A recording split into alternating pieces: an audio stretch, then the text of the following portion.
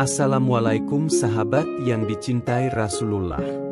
Bayangkan sebuah kejadian luar biasa di Tanah Suci Madinah.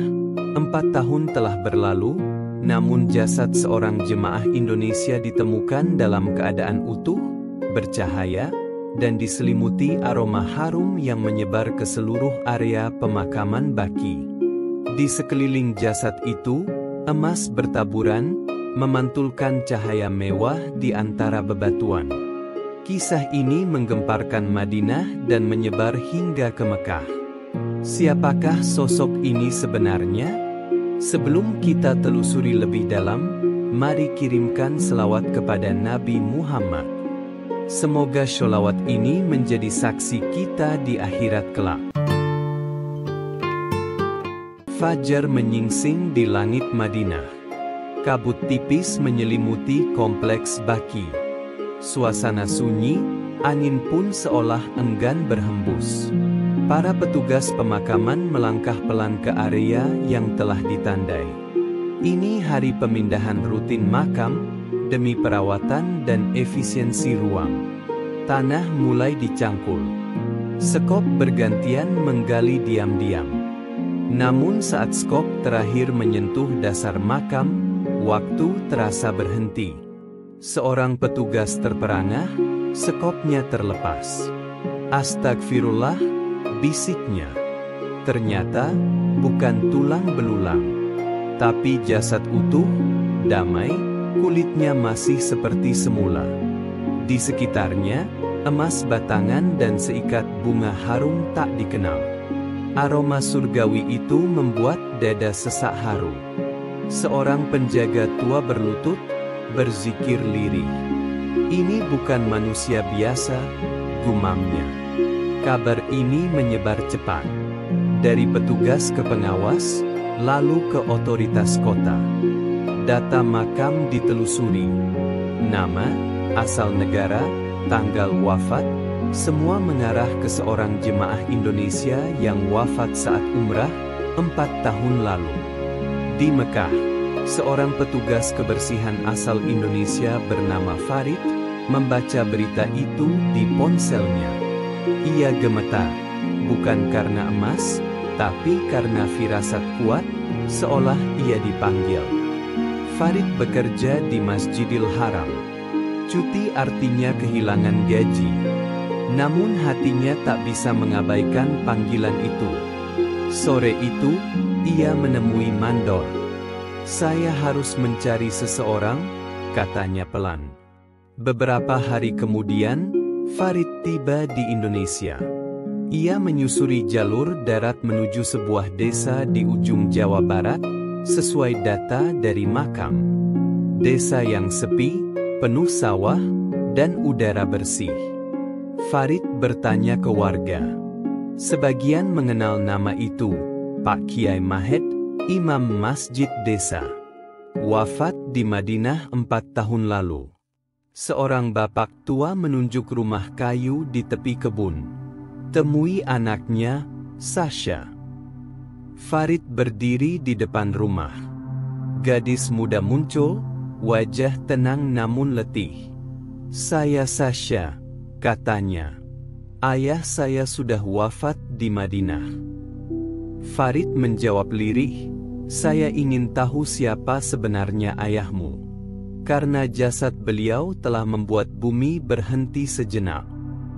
Malam itu, Sasha bercerita. Ia menunjukkan foto lama. Ayahnya bersenyum, mengenakan peci putih. Nama beliau Mahed Hussein, imam masjid kecil yang sederhana. Meski hanya masjid bocor beratap seng, ayahnya tak pernah absen salat berjamaah. Bahkan ketika hujan deras, ia tetap datang sambil tersenyum. Bahkan saat hanya 2 jemaah yang hadir. Bila memberikan kotak kenangan milik ayahnya. Isinya, sajadah lusuh, tasbih kayu, selembar foto hitam putih. Dulu ayah sering diminta mengumandangkan azan di desa-desa tetangga, katanya lirih. Orang-orang bilang, suara azannya membuat hati menangis. Bahkan hewan pun hening mendengarnya. Sasha menceritakan bagaimana ayahnya diam-diam membantu warga miskin. Uang sedekah sering diselipkan di bawah karpet masjid atau di dalam kantong beras warga tanpa identitas. Ayah bilang, tangan kanan memberi, tangan kiri tak perlu tahu, kenangnya. Farid mendengar semua itu dengan mata berkaca. Ia mengerti kini, jasad utuh itu bukan mukjizat dadakan, tapi buah dari hidup penuh keikhlasan, istiqomah, dan cinta kepada Allah. Malam makin larut. Sasha menangis pelan. Farid pun tak mampu berkata. Ia pamit saat azan subuh berkumandang. Di jalan desa, ia menatap langit. Kini ia tahu, ada hamba-hamba Allah yang sederhana tapi mulia. Yang jasadnya tak tersentuh bumi karena semasa hidupnya, ia begitu dekat dengan langit. Di antara jutaan suara yang pernah memanggil nama Allah, ada satu suara yang tidak pernah benar-benar hilang. Suara itu bukan hanya memanggil manusia untuk sholat, tapi memanggil seluruh langit agar menyaksikan akhir dari sebuah kehidupan yang suci. Beliau ada di masjid itu saat kejadian. Sasha menggenggam lututnya erat. Matanya mulai berkaca-kaca. Farid melanjutkan kisahnya, suaranya lirih menahan haru. Ayahmu mengumandangkan azan subuh di sebuah masjid kecil dekat Baki. Saat sampai pada kalimat, Hayya alal falah, suaranya terdengar gemetar, seperti ada tangis yang tertahan. Tapi tetap indah, tulus, damai. Lalu, saat beliau mengucapkan, La ilaha illallah, suara itu terhenti. Namun gema kalimat itu tak langsung hilang. Masih bergema, menggantung di antara tiang-tiang masjid. Seolah, langit belum siap melepaskannya. Sasha tak mampu menahan tangis. Tubuhnya terguncang pelan. Farid menunduk. Air matanya menetes diam-diam. Beberapa orang yang sholat di sana bersaksi. Mereka merasa sedang berdiri di hadapan seseorang yang pulang, bukan wafat. Seseorang yang diantarkan malaikat, bukan ditangisi manusia. Dan jenazah beliau disyalatkan di Masjid Nabawi. Tak banyak yang tahu siapa dia. Tapi para petugas memandikannya dengan sangat hati-hati.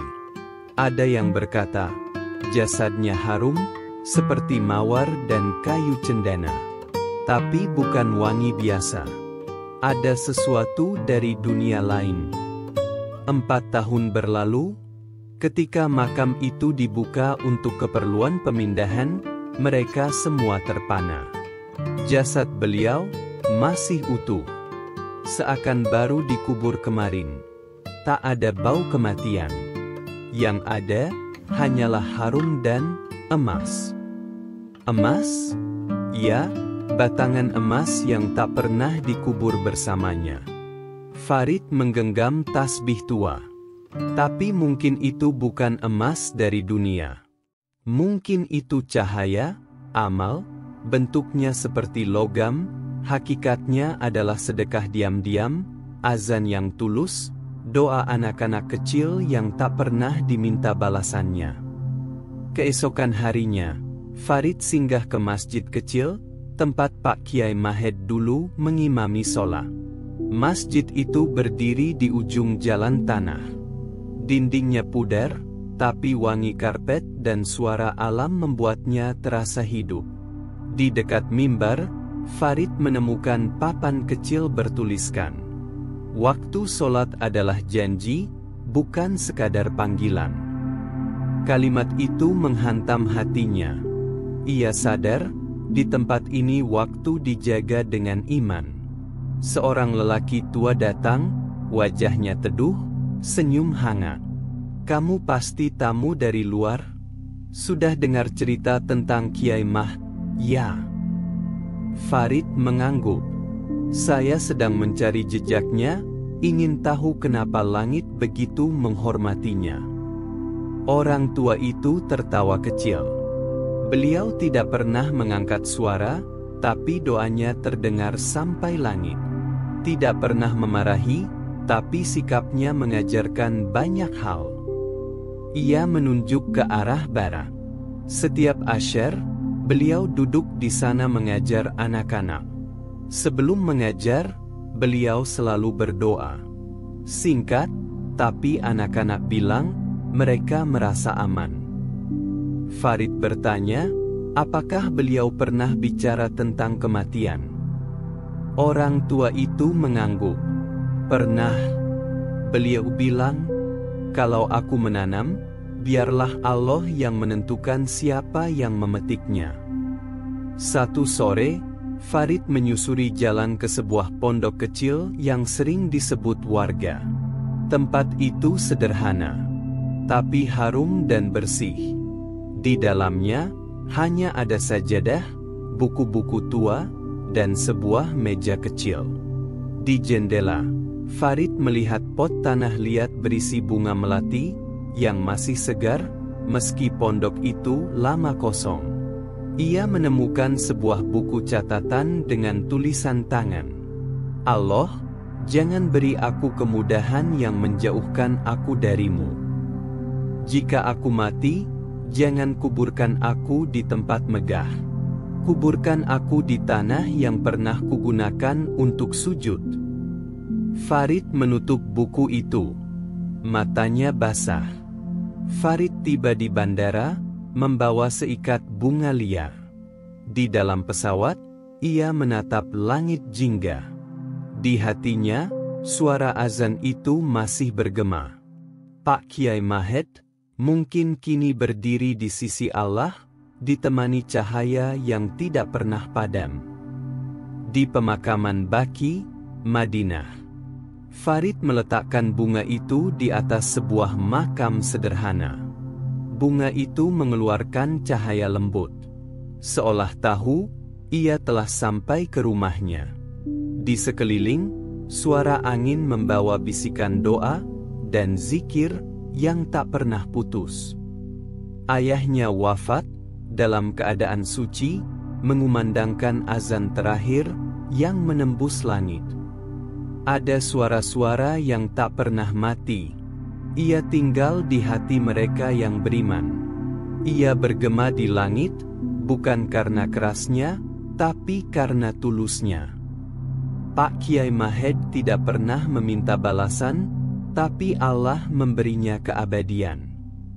Suaramu masih tertinggal di Madinah, Pak Kiai, tapi namamu kini sampai ke seluruh dunia, karena Allah yang mengangkatnya, bukan manusia. Sahabat yang dirahmati Allah, kisah ini bukan dongeng.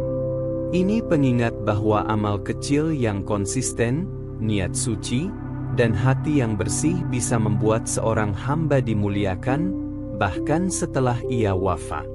Mari kita warisi semangat Pak Kiai Mahed, menjadi muslim sejati, tak perlu tenar di dunia, tapi bercahaya di sisi Allah. Wassalamualaikum warahmatullahi wabarakatuh.